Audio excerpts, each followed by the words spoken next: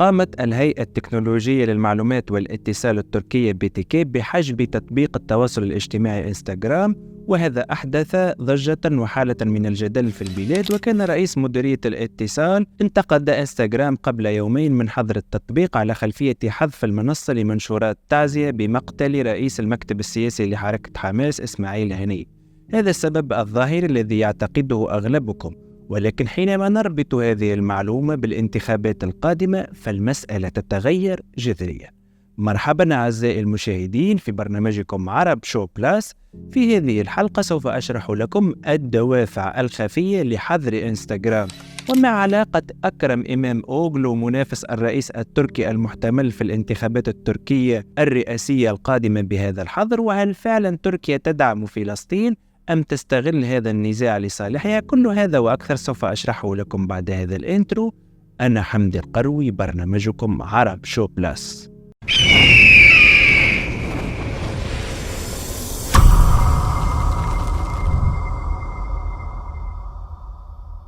أود أن ألفت انتباهكم أعزائي المشاهدين إلى الاشتراك في القناة وتفعيل زر الجرس ليصلكم حلقاتنا أولا بأول، فهذا يضمن تقدمنا. ونعود لموضوع حلقتنا، حيث ذكر الإعلان على الموقع الإلكتروني للهيئة التركية صباح الجمعة الماضي أن حظر الوصول تم تنفيذه اعتبارا من 2 أغسطس دون تقديم مبرر لذلك، وفي حين لم يتم تقديم أي تفسير بسبب العقوبة أو مدة الحجب المفروضة. رجح صحفيون ووسائل الإعلام أن يكون القرار اتخذ بدوافع من مديرية الاتصال برئاسة التركية. وكان رئيس مديرية الاتصال فخر الدين ألتون انتقد إنستغرام قبل يومين على خلفية حذف المنصة لمنشورات تعزية بمقتل رئيس المكتب السياسي لحركة حماس إسماعيل هنية. وقالت هذه الشخصية أنها تدين مواقع التواصل الاجتماعي خاصة إنستغرام الذي يمنع الناس من نشر التعازي باستشهاد هذه الشخصية الفلسطينية، وأوضح أنه سيواصل الدفاع عن حرية التعبير ضد هذه المنصة التي أظهرت مرارا وتكرارا أنها تخدم نظام الاستغلال والظلم العالمي، مردفا سنقف إلى جانب أشقائنا الفلسطينيين في كل فرصة وعلى كل منبر. ولم تدل ميتا بلاتفورمز الشركة الأم لمنصة إنستغرام الشهيرة بأي تعليق حتى الآن، سواء على الحجب أو تصريحات إلتون التي سبقت تطبيق القرار. ومنذ الكشف عن خطوة الحجب انقسمت ردود الأفعال في تركيا بين ضفتين، فبينما أيد مواطنون الإجراء بسبب ما وصفوه بالرقابة الانتقائية التي تفرضها المنصة، رفض آخرون ذلك واعتبروه تدخلا في حرية التعبير. وعبر سياسيون عن آرائهم بشأن القضية أيضا، وانتقد البعض منهم الحجب دون الحصول على قرار من المحكمة الدستورية. وكتبت المسؤولة في حزب الشعب الجمهوري سمارة دينتشتيتير عبر منصة إكس قائلة: تركيا استيقظت على يوم آخر مع الحظر، لقد تلقت حرية الاتصال ضربة رسمية، ولقد أصبح التعسف عادة في كل مجال. وأضافت أن الأجندة الحقيقية للبلاد هي الأسعار المبالغ فيها والملايين الجائعة والصعوبات المالية والجهود المبذولة لتغيير الأجندة من خلال الممارسات التعسفية المستمرة تكشف بوضوح عن عدم كفاءة حكومة حزب العدالة والتنمية وافتقارها إلى الجدية في إدارة الدولة. كل هذه التحليلات التي سمعتموها متداولة في الصحف الإخبارية والقنوات التلفزية، وهذا دليل أن سياسة أردوغان نجحت في إبعاد الأنظار عن السبب الحقيقي لهذا الإجراء، وهو الانتخابات الرئاسية القادمة. فكما تعلمون أن حزب العدالة والتنمية موجود في الحكم منذ سنة 2002، وتنتهي فترة حكم أردوغان في سنة 2028، وهي الفترة الأخيرة له في حكم تركيا، ولن يستطيع الترشح لولاية أخرى، حيث يحدد الدستور الحالي مدة الرئاسة بفترتين فقط. وترشح أردوغان ذو 70 عاما لولاية ثالثة العام الماضي لأسباب إجرائية، لأن البلاد تحولت إلى النظام الرئاسي سنة 2018، بينما كانت ولايته الأولى في ظل النظام السابق.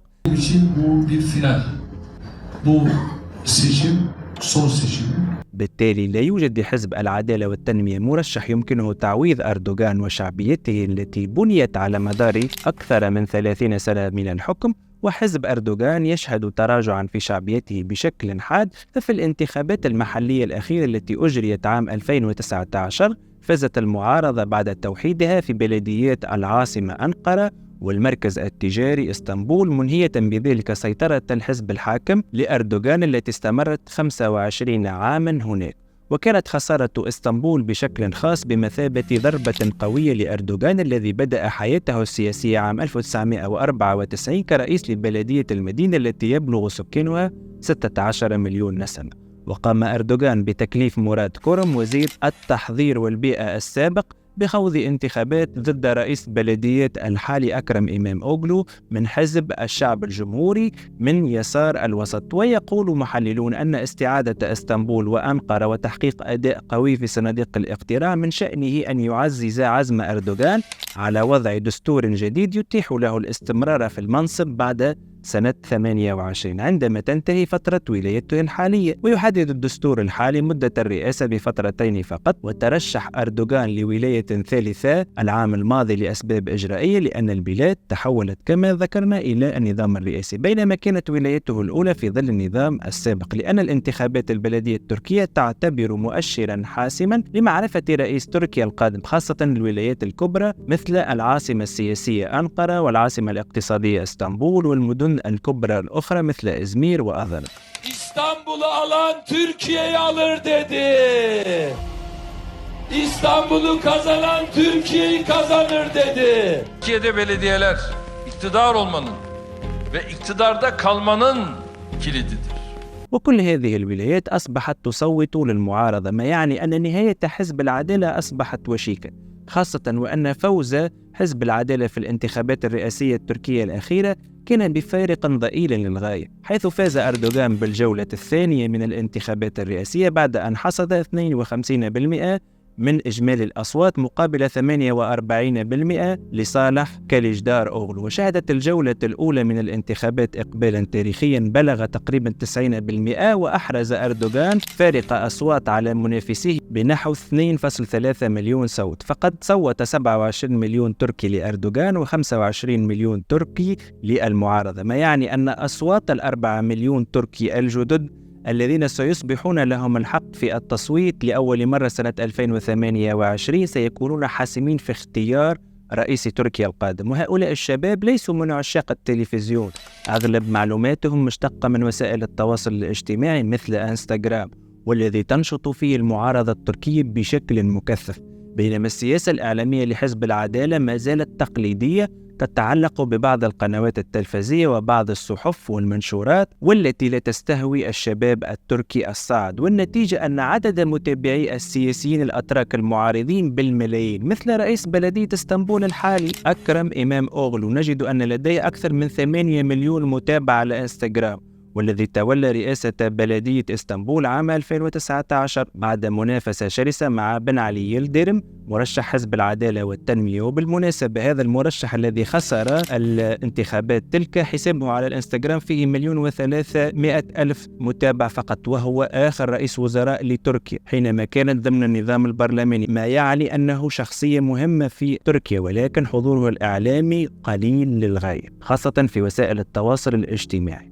وهذا ما تفطن له حزب العدالة والتنمية مؤخرا، وعرف أنه خسر معركة الإعلام لصالح المعارض، وهذا ما أدى إلى خسارته في الانتخابات البلدية وما يمهد لخسارته في الانتخابات الرئاسية القادمة، خاصة أن أكبر عدد من الناخبين الذين لم يذهبوا إلى صناديق الاقتراع في الانتخابات البلدية كانوا من ناخبي حزب العدالة والتنمية، وكان هذا أحد الأسباب التي أدت إلى خسارة العديد من المحافظات، حيث فقد حزب العدالة والتنمية 15 محافظة من إجمالي 39 كان يسيطر عليها قبل 2019، بينما زاد عدد بلديات حزب الجمهوري المعارض من 21 إلى 35، وتضم هذه المحافظات أكبر المدن السابق ذكرها مثل إزمير وإسطنبول وأنقرة. بالتالي حظر تطبيق انستغرام سيحرم المعارضة التركية من الوصول إلى قاعدة جماهيرية ضخمة، وهذا في صالح أردوغان الذي لا يملك شخصيات في حزبه لديها حضور قوي على تلك المنصات،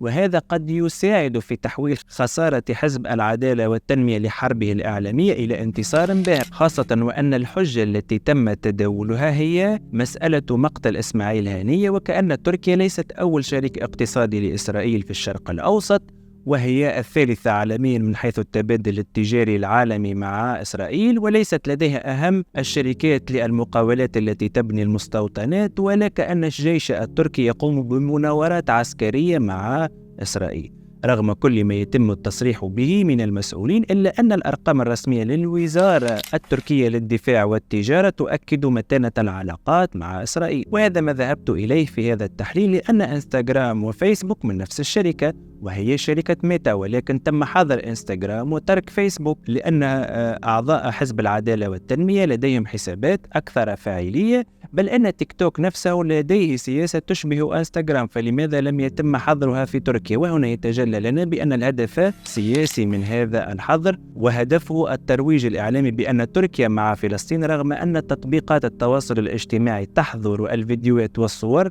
التي يتم التقاطها لأهلنا في فلسطين منذ انطلاق الحرب الأخيرة. بالتالي توقيت الحظر يخبرنا أن الحكومة التركية لها أبعاد أخرى غير معلنة، وألا لكانت حظرت إنستغرام منذ بداية أحداث 7 أكتوبر، لأن كل التطبيقات تقريبا حذفت الصور والفيديوهات المتعلقة بالضحايا خاصة في فلسطين. بالتالي توقيت الحظر يخبرنا أن الحكومة التركية لها أبعاد أخرى غير المعلنة، وإلا لكانت حظرت إنستغرام منذ انطلاق أحداث أكتوبر. ولكن يوجد رأي آخر يقول أن تركيا ماضية في هذا المسار نصرة لفلسطين بشكل جدي، خاصة بعد الخطوة الأخيرة لأردوغان، حيث جعل تركيا تقوم بقطع علاقاتها التجارية مع إسرائيل رغم أنها ضخمة للغاية إلى حين وقف حربها على غزة. ومن المقرر أن يستضيف البرلمان التركي الرئيس الفلسطيني محمود عباس لمناقشة بعض القرارات المصيرية في المنطقة، خاصة وأن البرلمان التركي مؤخرا